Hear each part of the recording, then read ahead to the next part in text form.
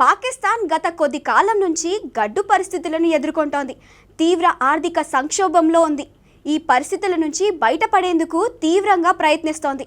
ఒకానొక సమయంలో దేశంలో సరిపడే ఆహారం దొరకడమే కష్టమైపోయింది.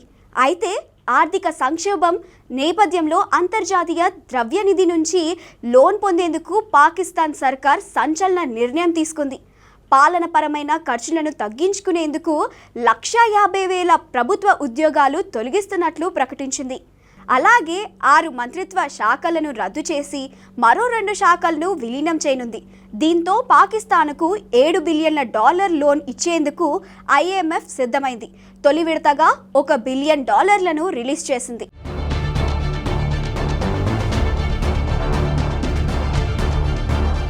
రెండు 2023 పాకిస్తాన్ దివాలాకు చేరువైనప్పటికీ IMF ద్వారా $3 బిలియన్ల రుణం సాయంతో గండం నుంచి గట్టెక్కింది.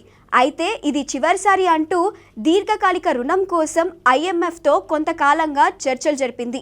ప్యాకేజ్ విషయంలో సెప్టెంబర్ 26న IMF ఆమోదం తెలిపింది. పన్ను GDP నిష్పత్తిని పెంచడం, ఖర్చులు తగ్గించుకోవడం, వ్యవసాయం, రియల్ ఎస్టేట్ రంగాలపై పన్ను రాయితీలు తగ్గించడం వంటి చర్యలకు IMFకు పాకిస్తాన్ హామీ ఇచ్చింది. దీంతో IMF తొలి విడత $1 బిలియన్ విడుదల చేసింది. IMF ప్యాకేజ్పై పాకిస్తాన్ ఆర్థిక శాఖ మంత్రి మొహమ్మద్ ఔరంగజేబ్ ధన్యవాదాలు తెలిపారు. IMF నుంచి ఇదే ప్రభుత్వ చివరి ప్యాకేజ్ అని నిరూపించేలా తమ విధానాలను అమలు చేయాల్సి ఉందని పాకిస్తాన్ ఆర్థిక శాఖ మంత్రి అన్నారు. ఆర్థిక వ్యవస్థను బలోపేతం చేయాలన్నారు. తద్వారా G20 కూటమిలో చేరడానికి అనుకూల వాతావరణం ఏర్పడుతుందని చెప్పారు. ఇందులో భాగంగా 6 మంత్రిత్వ శాఖలను తొలగిస్తున్నామంటూ ప్రకటన చేశారు. అలాగే 2 మంత్రిత్వ శాఖలు మరో దాంట్లో విలీనం కానున్నాయని ఆర్థిక శాఖ మంత్రి మొహమ్మద్ ఔరంగజేబ్ అన్నారు. ఇక వివిధ శాఖల్లో 1,50,000 ప్రభుత్వ ఉద్యోగాలను తీసేస్తున్నట్లు ప్రకటించారు.